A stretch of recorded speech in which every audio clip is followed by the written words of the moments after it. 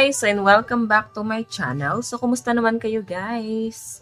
So, ayan guys, maraming salamat po pala sa walang sawang pagsubaybay sa ating mga love reading. And kung kayo ay bago pa lang sa ating channel, mag-subscribe na rin po kayo guys. And i-click mo na rin yung ating notification bell para lagi po kayo guys updated sa ating mga bagong upload.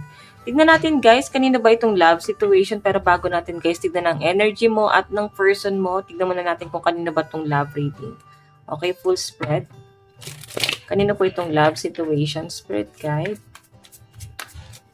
Love situation, spirit guide.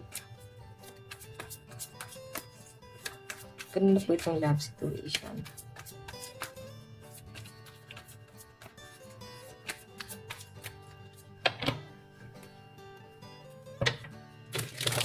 Ano po itong love situation, spirit guide? Okay. So guys, meron tayong the star. Okay. Meron tayong hangman.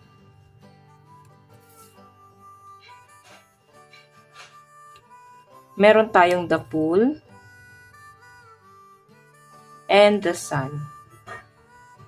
Actually, nakikita ko rito guys, naging kampante kayo sa relationship. Kampante naman kayo at sobrang relax ito sa energy na to, sa connection yung dalawa. Sa pinapakita sa akin guys, hindi nyo guys masyadong pinipressure yung isa't isa. Okay? Kumbaga, naging kampante na para bang habang buhay na to, relax lang, and maaring dumepende ka masyado dun sa pagiging kampante na yon. And ganun din tong person na to. Kung makikita nyo guys, the hangman and the fool. Diba? Ito yung energy yung dalawa, pero ito yung tumatakbo sa isip nyo. Ikaw, parang petics ka lang, pero straightforward kang tao. Ayaw masyado ng pinipressure, ayaw mo na masyadong ng conflict. Ayan. And si person mo naman, the star, pinapangarap ka niya pero nasa conflict kasi siya. Okay? Marami siyang gustong mangyari sa relationship na to. Tignan natin guys. Ano pang ipapakita ng card? Ganitong love situation. Meron tayong Queen of Pentacles, current energy, spirit guide, naku,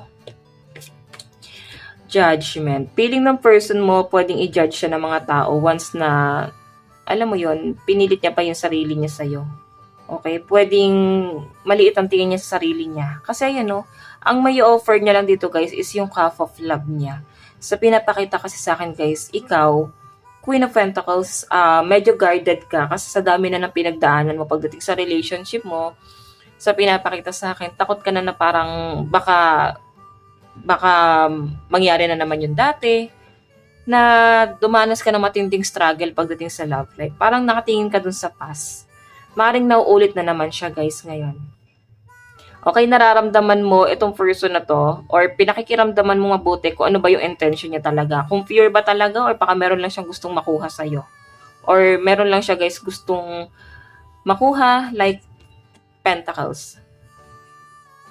Okay? Siguro na-judge mo tong si person. Pero sa pinapakita kasi sa akin, kung hindi man ikaw yun ang judge sa kanya, pwede yung mga tao sa paligid mo. Pwede na-judge niya itong person mo. Na-judge nila yung person mo na, ano ba yan, love, mahal ka ba talaga niyan? Kaya ka ba niyang ipaglaban? Kaya niya bang panindigan yung relationship niyo? Baka meron lang siyang hinahabol sa'yo. Alam mo yon, dami nila guys, katanungan sa isip nila. Okay? Emperor. Emperor yung energy mo. Tignan natin guys, ano bang nararamdaman ng person na to? Nasa conflict eh. Kumbaga ito ay parang new person pa lang guys. Nasa getting to know each other stage pa kayo guys. Kinikilala. And ikaw, syempre, natatakot ka na baka iba naman intention nito. Baka di naman pure. Tignan natin guys, ito yung energy mo. Ito yung sa person mo. Okay. Tignan natin guys, ano ba ang nararamdaman sa'yo ng person mo?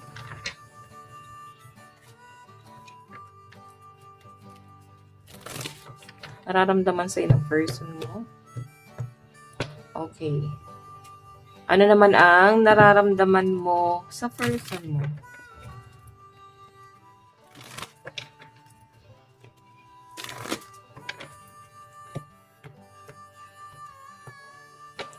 Okay.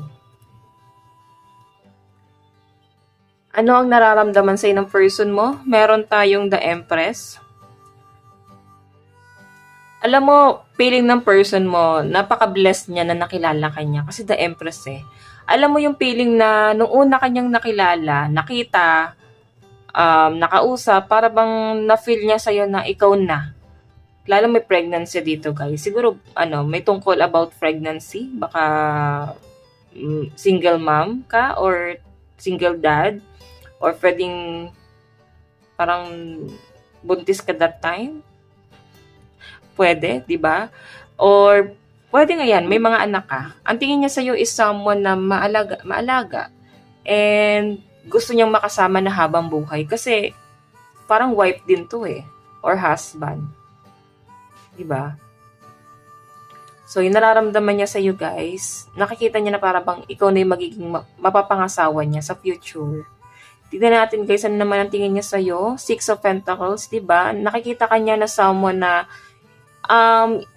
sabihin na natin medyo conscious. Hindi naman sobrang maarte, pero parang ka lang talaga, parang ang tawag sa taga nito guys. Ka sa katawan, banidosa, conscious, ganyan, maalaga ka sa katawan, and hindi ka madamot, mapagbigay kang tao. Nakikita ka niya na someone na maraming humihingi ng tulong sa iyo at possible na binibigyan mo naman din ng tulong yung mga taong yan. Kumbaga, wala siya guys naririnig sa iyo na reklamo na parang etong si anong ganyan-ganyan. Wala siyang nakikita sa inyo guys na parang paninira sa ibang tao. Yung pagtulong mo sa iba ay fewer. Okay, siguro guys, kinukuha mo rin yung loob ng pamilya niya. Mapagbigay ka, nakita kanya na talagang willing ka dun sa connection yung dalawa, na talagang pure talaga yung intention mo. Nakikita kanya na someone na talaga ikaw, napaka-responsible, ganon. Okay, siguro na-meet ka niya nung pinakilala ka niya sa parents niya or nung nakilala ka niya, or pwede ito tumatakbo sa isip mo na talagang kukunin mo yung loob or nagbibigay ka ng gift, ganon. So, tingnan natin guys, ano naman ang action ni person. So, Page of Cups. Nagsisimula pa lang siya guys eh. Kumbaga nung nakilala mo siya, parang broken-hearted siya. Walang kulay yung mundo niya. So, ngayon guys, Page of Cups, unti-unti na nagkakakulay yung mundo nito ng person mo. And I think ikaw nagbibigay ng kulay na yan. So, tingnan natin guys, ano naman yung overall energy. Diba? 10 of Cups, so, siguro nga talagang kayo ay pamilya. Kung ikaw naman ay hindi single mom or single dad, pwede mag-asawa kayo at itong mga nakikinig sa atin ay possible na buntis ngayon. O nagsasama kayo ngayon. Ayan no, napakaganda ng energy kasi 10 of Cups eh. Family to guys. Okay? Parang go with the flow lang kayo guys. Nandun sa point na kahit na may mga anak na kayo, maalaga pa rin yung person mo. Okay? So napakaganda nung nakikita ko rito guys. Okay, so tingnan natin guys yung bottom of the deck. Meron tayong, ayan, may mga naninira pa nga eh. May mga chismis pa nga kasi maganda talaga yung pagkasama niyo ng person mo. Kaya may mga chismis sa paligid. Tingnan natin. Ano naman ang nararamdaman mo sa person mo? Oh my God, magulo. Alam mo yung person mo, mahal na mahal ka, pero bakit parang naguguluhan ka sa nararamdaman mo? Siguro hindi ka pa totally attached dito sa person na to. Or pwedeng naguguluhan ka, pwedeng ikaw yung laging nagsisimula ng away, pwedeng dahil sa selos, kung ano ng pag-overthink guys, na wala, parang mga issue na binibring out mo, na tingin ng person mo wala namang issue sa inyong dalawa. Or pwedeng may mga sumisira talaga guys. Pwedeng nakikinig ka sa chismis, sa sabi-sabi.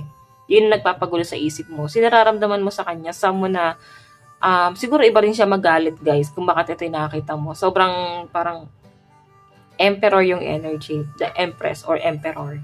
Okay? So, tingnan natin guys, ano naman ang tingin mo sa kanya? Four of Swords, na kumukhang hindi mo kayang umalis talaga sa connection yung dalawa. Kumbaga, tuluyan ka ng na-stuck. Parang tuluyan ng lumiit yung mundo mo at doon ay siya na lang yung nakikita mo. Sobrang pagmamahal tong nararamdaman mo ngayon. Alam mo yung parang napaka-positibo ng person mo. Siguro, ayan nga guys, no, kung buntis ka talaga, talagang normal sa buntis ang nade-depress, normal sa kanila ang nag-overthink, or pwedeng ikaw ay may postpartum pa kung ikaw ay nakapanganak na guys. So, naghahanap ka dito ng pag-aalaga ng person mo. Okay? Tignan natin guys, ano naman ang action mo. Ace of Pentacles. Siguro guys, kailangan mo malibang. Yun ang nakita ko. Or maring ito rin yung gusto mo. Malibang ka, makapagtrabaho ka, magkaroon ka ng ibang pinagtutuunan ng pansin. At hindi lang guys, ito. Kasi parang na-stuck eh. Okay? So, maganda naman yung nakita ko is of Pentacles. So, meron ka rin daw makukuhang pera, bonus, or kung saan man ito magagaling guys. Meron ka makukuha dito. May success sa side mo. So guys, sa person mo pala, nakalimutan ko sabihin, malakas ang energy ng mga fire sign, Aries, Leo, Sagittarius, Capricorn, Taurus, and Virgo, Cancer, Pisces, Scorpio. Sa side mo naman, Aries, Leo, Sagittarius, Aquarius, Gemini, Libra, Capricorn, Taurus, and Virgo. Okay? Tignan natin guys, ano naman ang overall energy mo.